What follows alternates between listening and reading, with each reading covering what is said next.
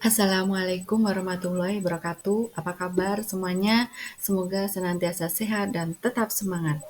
Nah, untuk pertemuan kali ini kita akan belajar tentang model-model kewirausahaan yang mana ini tidak terlepas dari pertemuan minggu sebelumnya. Kita sudah belajar kaitannya dengan ruang lingkup kewirausahaan. Nah, untuk itu kita perlu paham terkait dengan model-model kewirausahaan itu apa saja, dan ini tentunya tidak terlepas dalam bidang pendidikan. Fakta yang ada di Indonesia bahwa suatu negara ingin menjadi negara maju, itu tentunya harus mempersiapkan SDM-nya dengan matang.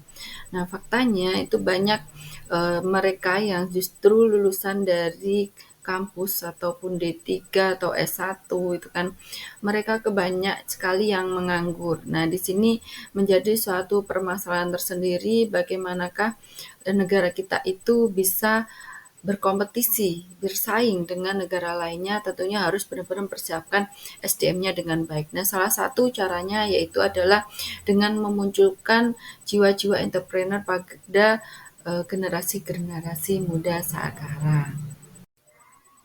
Nah, bagaimanakah untuk menjadi entrepreneur? Nah, seorang entrepreneur itu tentunya tidak cukup hanya mengandalkan gagasan kreatif dalam pembuatan produk ataupun jasa. Jadi butuh strategi dan tentunya eksekusi yang tepat.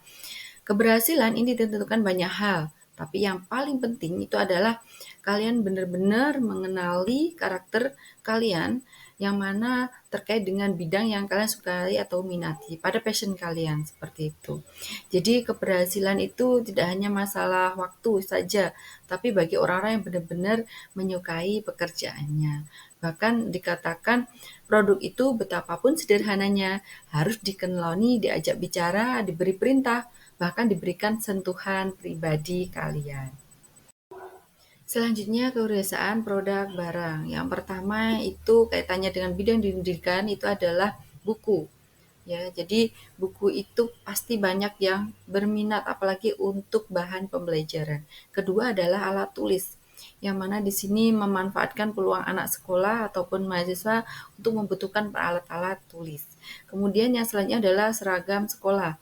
Nah, seragam sekolah ini kita tahu zaman sekarang sama zaman dulu berbeda. Zaman sekarang itu sangat membutuhkan beragam seragam sekolah, baik itu formal ya kan aktivitas di sekolah maupun di luar sekolah, yang mana di sini membutuhkan seragam seperti itu.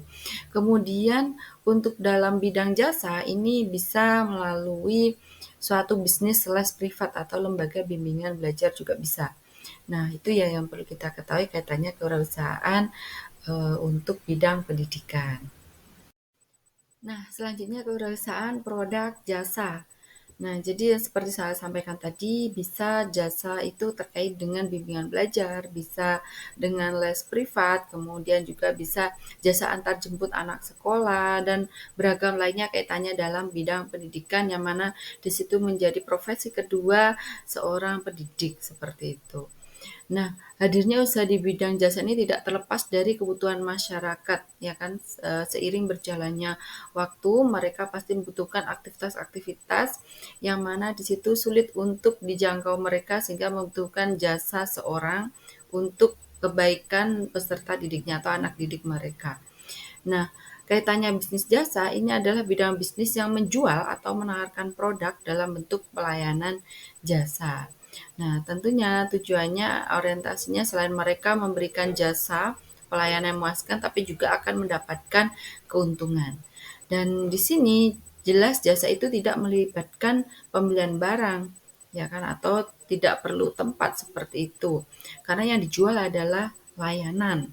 Dan ini menjadi suatu solusi apabila untuk kalian atau para pendidik, calon pendidik apabila ingin berwirausaha tidak memiliki modal, maka jasalah yang kita miliki, ya kan, gagasan pemikiran kita, ide kita itu bisa dijadikan ladang bisnis untuk produk jasa bidang pendidikan.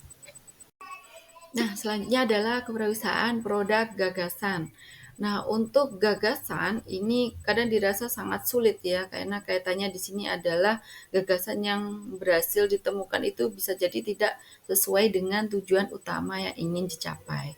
Nah, akan lebih sulit lagi jika diperoleh dari pemikiran bersama. Sehingga ini diperlukan pemikiran yang cukup komprehensif ya, sangat-sangat matang dalam memilih ataupun menggabungkan gagasan setiap individu.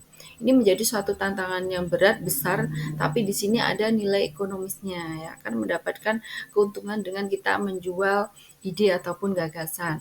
Nah, misalkan menjadi seorang konsultan dalam bidang pendidikan, tentunya mereka harus memiliki solusi dari segala permasalahan pendidikan, memiliki ide gagasan yang mana itu sangat dibutuhkan dan ada nilai ekonomisnya, seperti itu. Nah, demikian yang kita pahami terkait dengan model-model kewirausahaan. Nah, silakan semuanya untuk list di deskripsi ide bisnis pendidikan apa yang akan kalian minati, yang mana sesuai dengan passion Anda, yang mana itu adalah kesukaan Anda. Silakan di list di kolom deskripsi. Terima kasih. Wassalamualaikum warahmatullahi wabarakatuh.